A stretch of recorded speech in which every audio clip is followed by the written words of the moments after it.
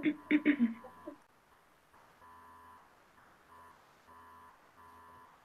hello everyone, and welcome to today's session. This webinar is a partial fulfillment for our professional communication course with Dr. Agnaou at Akhawayn University in Iran. A recorded version of this webinar will be available to watch afterwards for people that were not able to join us while we are live. We still encourage you to comment and let us know more about your own point of view. As for those watching us live, we would love to hear from you. We reserve 10 minutes for a question and answer session, but feel free to comment and ask questions throughout. So, my name is Ahmed Afi, and I will be the moderator of today's discussion. My teammates and I chose to talk about the topic of sexual harassment in the workplace because it is an issue very relevant to today's context. According to Goodhall HR and Goodhall S and Schäfelbein, book business and professional communication in the workplace, sexual harassment is any form of sexually explicit verbal or non-verbal communication that interferes with someone's work. As university students, it won't be long until we find ourselves in our respective work environment. We thought it would be valuable to address this topic since it is not widely talked about in Morocco.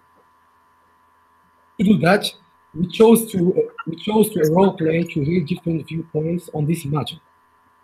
Allow me to introduce our guest. We have today with us Zineb Nakhlaoui, who has been a victim of sexual harassment in the workplace. Hi, thank you for having me today. I'm so pleased and happy to be here with you. Okay. We have Meryem, Psychologist. Hello everyone, thank you for the invitation.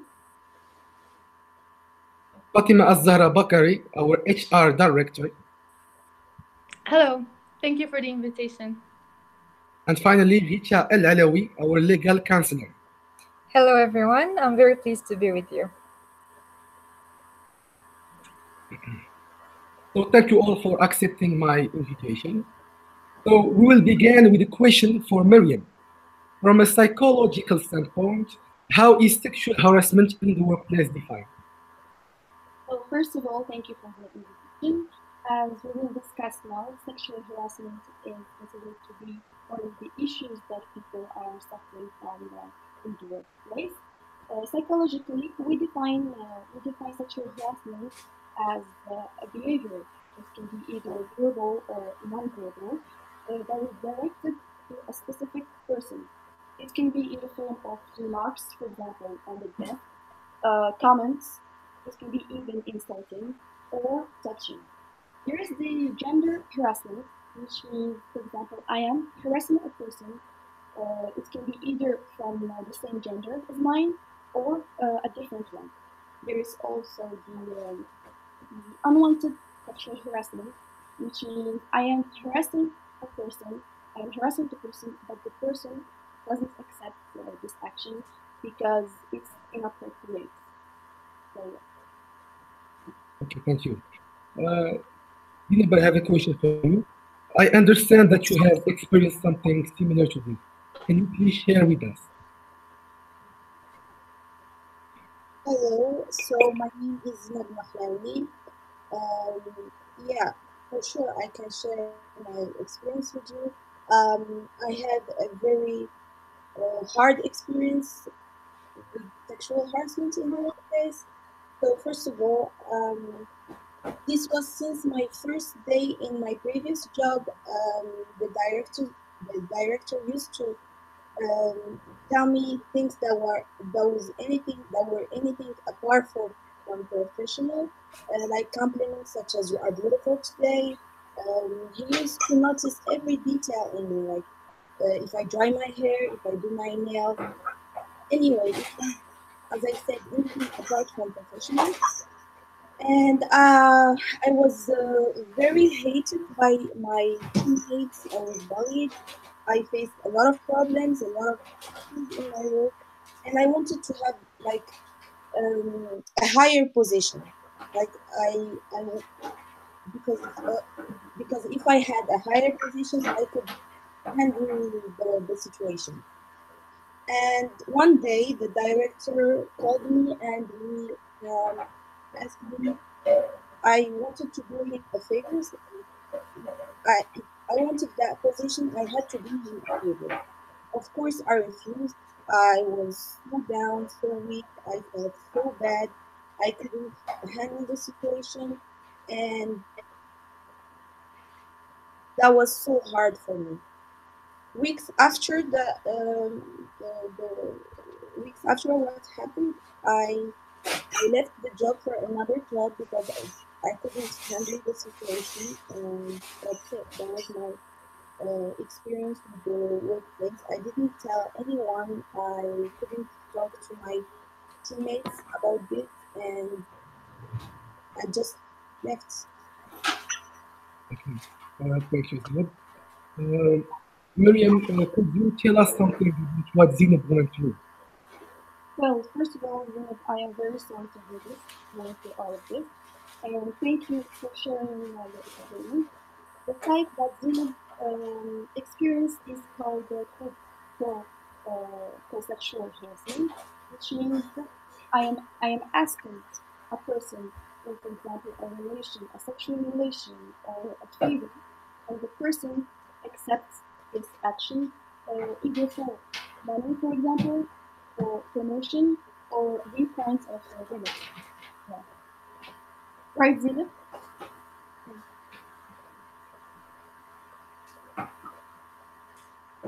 I can hear you well. I said you experienced this type of sexual harassment for promotion. Yes, that was exactly what. I assume this behavior made you face a lot of issues at work, probably. I was really depressed. I felt so down. Well, as a matter of fact, it is very normal and it is very common because these types of actions create an uncommon environment. So, therefore, they affect the performance of the person in a negative way, of course. Okay. Eventually, after that situation and what happened, I wasn't the same person anymore. Um, I wasn't very open. Like I'm not very open since that day, and I cannot express myself like I used to do before. Meryem, that must have been very difficult for you. Meryem, could you tell us about the effects of sexual harassment on the victim? Well, as a matter of fact, apart from the technical effects such as the work, the performance at work, these affect, of course, in a negative way. Like Zineb said, he doesn't feel anymore the willing to work. There is, of course, anxiety, there is sadness, and there is also, and specifically, there is shame, which means that person is shameful because she is shy to tell what happened to her and share her experience with other people. There is also the low self-esteem, where the person is no longer confident because she feels that probably she has been sexually harassed for her body. For example, let's take the example of a woman. She considered her body as a cause that made her experience these types of actions. And there is weakness. Of course, the person is weak. She is weak. She's not able to perform as she used to do, like Zineb said. There is also the denial. Sometimes there are people who deny that they have experienced these types of actions because they say, for example, a woman, she says, oh, this is very normal. It happens to every girl. It happens in our culture, in our society. So I'm a girl. This is very normal. However, it is not. There is also the effect of going through a major depressive disorder, which is serious depression. So the person can face these types of psychological help and psychological health and her mental state and even her physical well-being. So yeah. Thank you, Meryem. This question is to Rita. Rita, could you please tell us about sexual harassment laws in Morocco? Well, first of all, thank you for inviting me. I would like to say that for a long time, NGOs and activists were fighting to pass a law against sexual harassment in general, not only in the workplace. The Minister of Solidarity, Women, Family and Social Development defines sexual harassment as any action that includes unsolicited acts, statements, or signals of a sexual nature, whether it is delivered in person, online, or via telephone. Uh, so, since the ministry has defined it, which means that they do recognize it is a social issue, right? Yes, a lot of complaints were filed against harassers in the workplace, especially, but they haven't been sanctioned since there were no laws to protect the victims. However, in 2016, the Moroccan government finally passed a law against sexual harassment. A harasser may get up to 6 months in jail with a fine that varies between 2,000 and 10,000 dirhams. However, there is a twist to the law. If a person considers herself or himself, as it can happen to both genders, as the victim of sexual harassment, they either need physical evidence of what happened, meaning a videotape, pictures, or audio tape, or they need a minimum of 6 witnesses to back up the victim. According to an article written in Morocco World News in 2016, a harasser can also get up to 5 years to jail with a fine between 5,000 and 50,000 dirhams if the victim is a minor, comes from the harasser's family, or if the harasser has any kind of power over the victim. Thank you. I think that that's incredible. We finally have a way to hold perpetrators accountable. Yes, exactly, and it is very important. It is an important improvement in the Moroccan laws. It took the minister 3 years to pass the law against sexual harassment in general. The woman who almost saved all Moroccan women is Fatima Azzahra. She was the one who to amend the draft about sexual harassment in Morocco on International Women's Day of 2016, according to Morocco World News. Fatima Azzahra is the head of the Ministry of Solidarity, Women, Family and Social Development, according to its official website. And it is important to mention that we are all looking forward to an improvement of laws concerning women's issues in general, and more specifically for today's talk about sexual harassment. Thank you, Rita. So thank you for your input, Rita. Zineb, were you able to get the justice?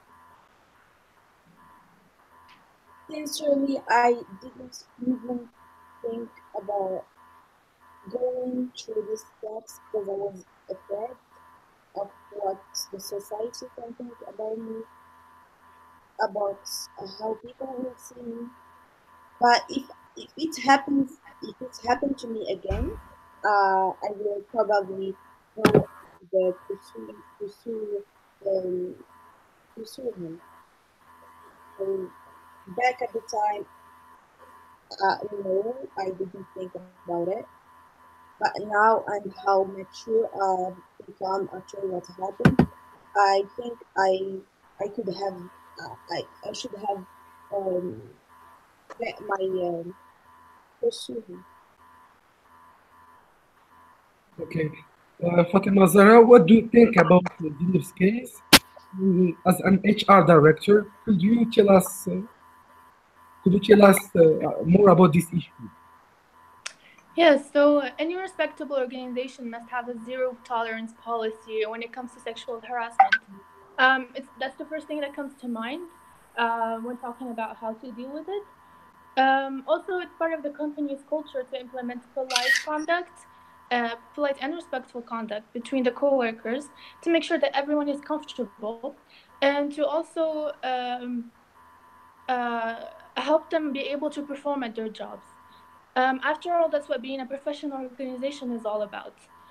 In case sexual harassment does happen within the organization, it's the HR department's responsibility to make sure there are strict laws that protect the victim, first of all, because we have all seen victims getting backlash for speaking up about their experiences, but also there should be laws that hold the perpetrator accountable for their actions, no matter their hierarchical position.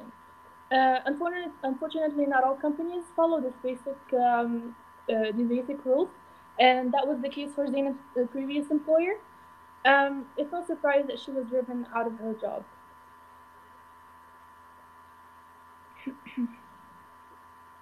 Thank you, Fatima. And how can we stop sexual harassment?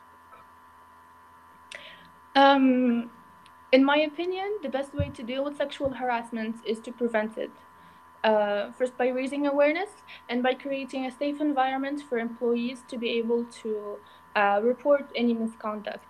Also, I'm happy that a law was finally established dealing with sexual harassment in Morocco. Yes, that's a major step forward to our country and its people. Meryem, Meryem, could you explain further why does sexual harassment happen and how to prevent it?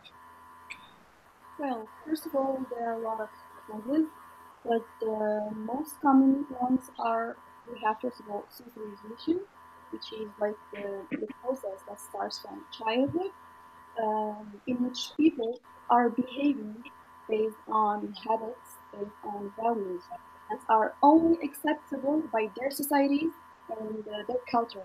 However, these types of values or habits, they're not always right.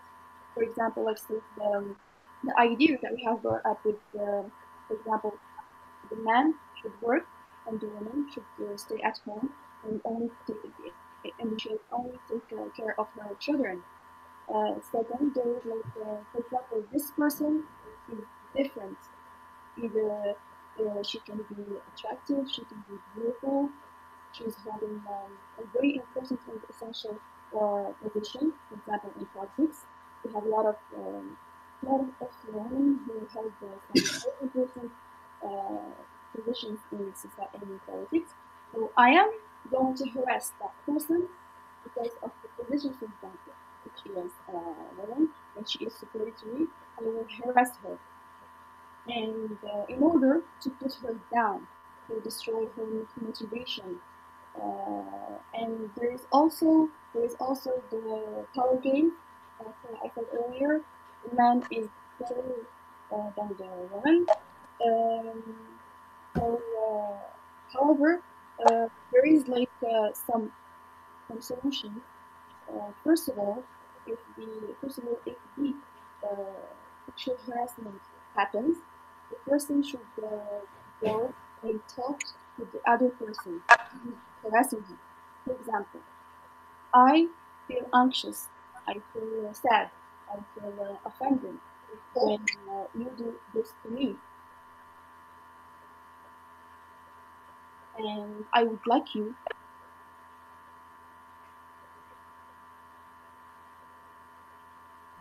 to stop this immediately.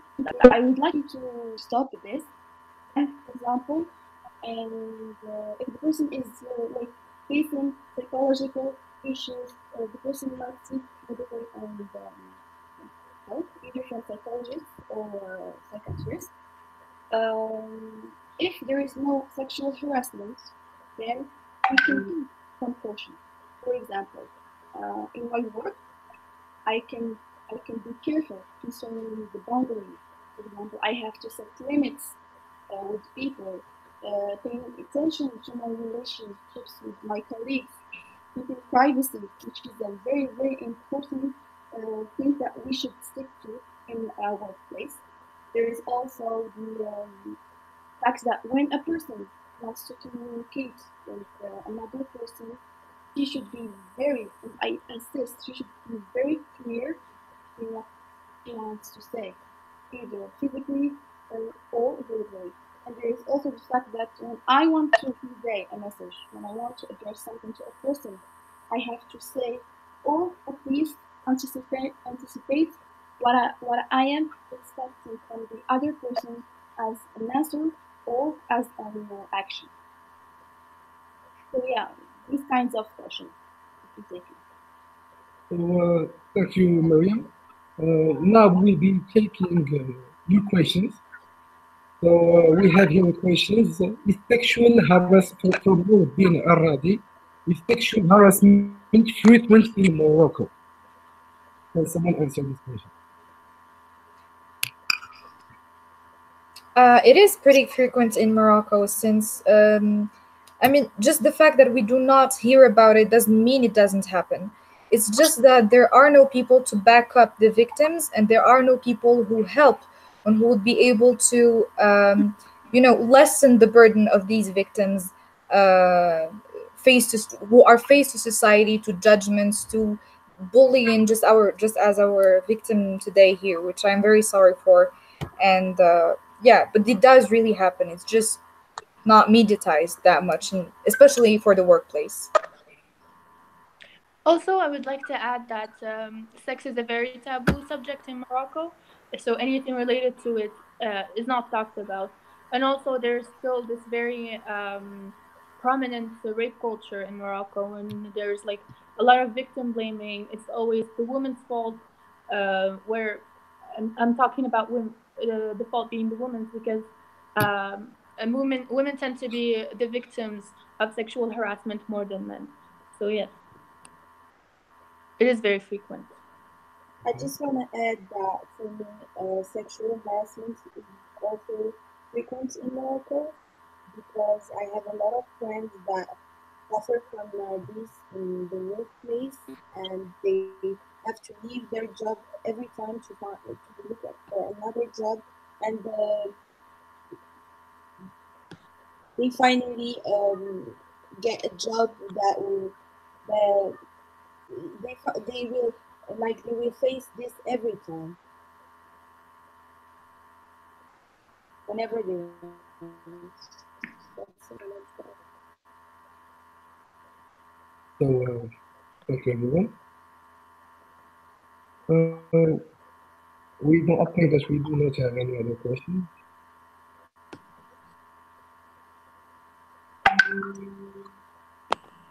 So we'll wait a few minutes so we can see if we have another question in the chat. Actually, I would also like to add something on the test. It doesn't have to be like touching the person. It doesn't have to be insulting. There is also the vulgar language.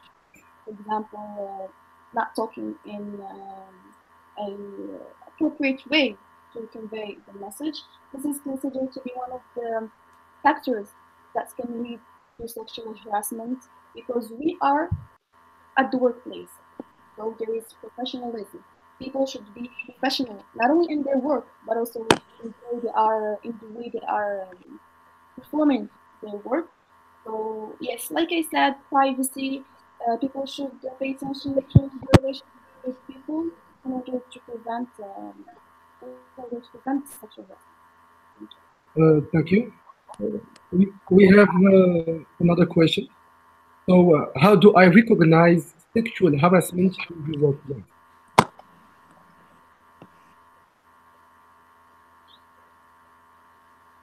So I will repeat the question. How do I recognize sexual harassment in the workplace?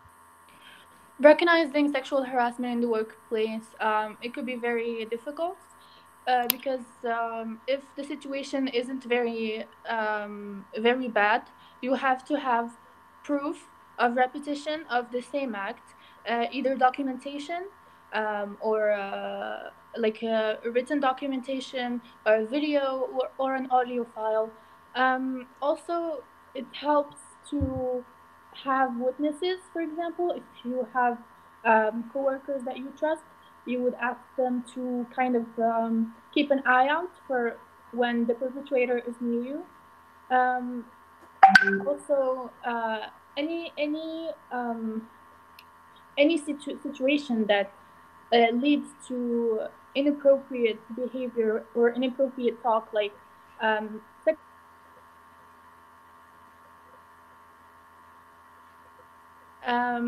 that would be proof of sexual harassment. Okay, thank you. So before unfolding the other questions, I would like to thank our viewers. We have another question from me.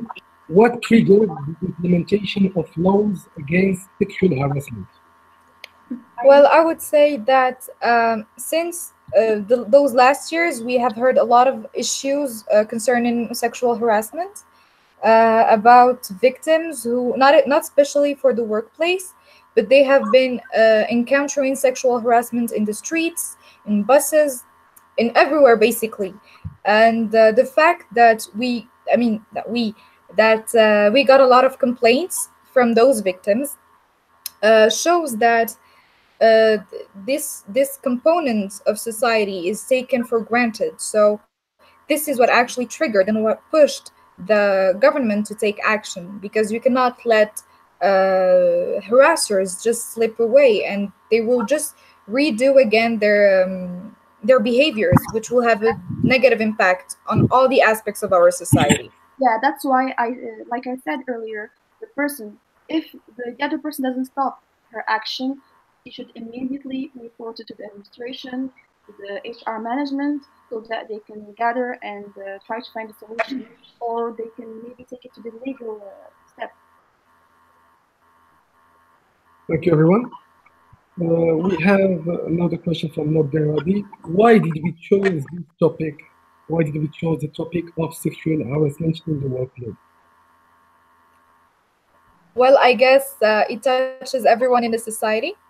It doesn't mean just because we are not yet in the workplace doesn't mean we will not face it someday or another. So we'll have to know how to react, who to turn to, what to do, and so it is important to research these kind of topics so it can help us further later on with our studies after we And finish. Also, we have found that this platform is a great way to raise awareness for this particular issue. yeah, I would also like to say that when people face these kinds of actions or experience, they tend to neglect the psychological side, which is very important. Except your physical well-being, your psychology is very important. So try to solve your problem by seeking medical or psychological help. And I would also like to say that why we have chosen this topic is because we have a lot of other social topics such as discrimination. So discrimination might be a result of sexual harassment. So there is like one topic leads to the other. If we don't face the first one, we might face the other social problems. So it is Thank you, everyone. Thank you, Meryem. We have a direct question to Zineb. So this question says, Zineb, did you talk to any psychologist? As I said before, I couldn't tell anyone, so no, I didn't talk to psychologists. I was depressed alone, and um, I tried to evolve by myself and res- resolve the situation alone. So no, I didn't talk to any psychologist.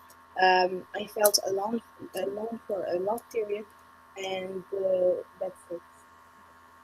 yeah, Zineb, you said that you tend to accept this action because you wanted a promotion, right?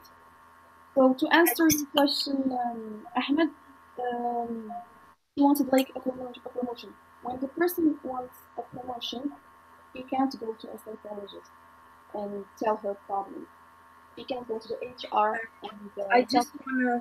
just wanna add a little thing. I didn't say that I wanted a promotion and I accepted. I said that I refused, and I wanted a higher position. So the director told me that if I wanted that position, I had to do him a favor. So of course I refused. That was my mistake. Yeah, because there are some people who, as a matter of fact, they accept this, or even people who do not accept this, they want a higher position, they want benefits, they want a promotion. So they tend to neglect the limited side because otherwise they will lose their jobs. So there is no promotion, there is no job. So that's why most of people they choose to hide their feelings, to choose to hide their experience in order to prevent uh, problems or issues that are related to their work. Thank you. So we see the next question. The next question says, does a person who is harassed by another have any responsibilities? Can you Could you please repeat the question? Of course. Does a person who is harassed by another have any responsibility?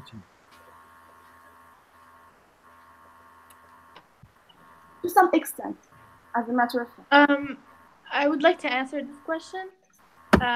It should be clear that being on the receiving end of an unwanted sexual approach or inappropriate approach is by no means the victim's fault.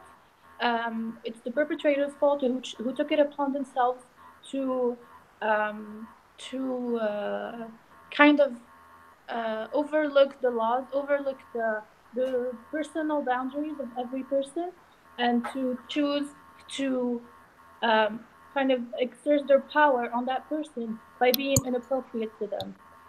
I would also like to add something. Thank you. So I think that Meryem has a connection with us. So we have another question. How can a young girl defend herself, especially when nobody is around her? Could you please I mean, repeat? yeah. So the question says, how can a young girl defend herself, especially when nobody is around her?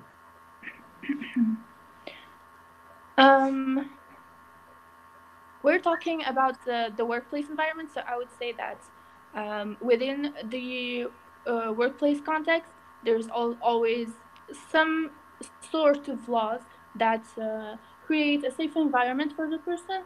So maybe they couldn't avoid a certain how would I say a certain situation, but afterwards they could work to avoid a certain situation, avoid that person, or like Zineb did. I mean, it wasn't like voluntary, but she chose to quit her job to avoid being harassed. I also would like to add that sexual harassment doesn't just happen, it actually happens gradually. So when the first you notice it the first time, the second, the third, and then you're like, this is not normal. Then you should start taking precautions, always carrying with you your phone, your cell phone, either for videotaping, for audio taping, for taking pictures. Never stay alone in an isolated place. You just start taking precautions. And then if something happens, God forbid, then you'll be ready to face that person in court because you will have enough evidence to show that this person has done something bad to you. I would also like to add something. I apologize. I have issues with the internet. I would like to add that now, since we are talking about sexual harassment, we are not talking about we're not talking only about the victim who is facing the issue, but also the other person who harasses the person. However, the victim, we also have to talk about the victim role. For example, the person should not give signs or be very open with the other person. So she should have limits before even that person dares and try to harass her. Thank you, Meryem. We will wait for other questions.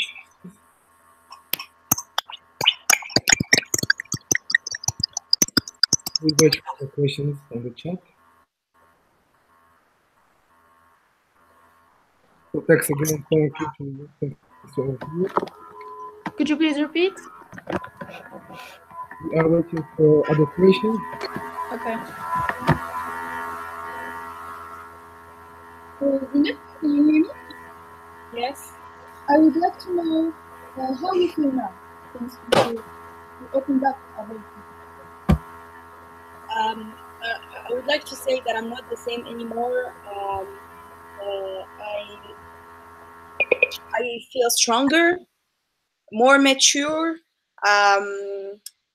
Yes, I was broke at a certain time, but now I feel better. I'm not the same anymore, but maybe better than I was.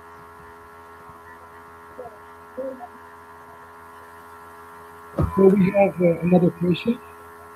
So the question says, do you think, guys, that the whistle is the solution for sexual harassment in Morocco? Could you please repeat? Do you think that the whistle is a solution for sexual harassment in Morocco? Not really. I don't think so. On personally, because we maybe in some settings, in some specific settings, it is possible and it may work, but the whole Moroccan environment is just becoming more and more individualistic. So anybody, instead of going and caring for someone or going helping someone, they would just bottle up and just run away, fearing that something may happen to them as well. So people sometimes tend to just not want to help for being afraid for themselves, so they just decide to run away. But in some other contexts it may work if the whole community is very you know united and caring and helping for each other. Exactly. Sometimes people will have that fear of consequences. And they tend to know what happened. And I agree with Rita, in a point with agree in one. I agree because sometimes it is very helpful to are among the well people. Sometimes you are in an empty place. How would you save yourself? So it depends. It's not always credible or accurate. Okay. We'll wait for other questions.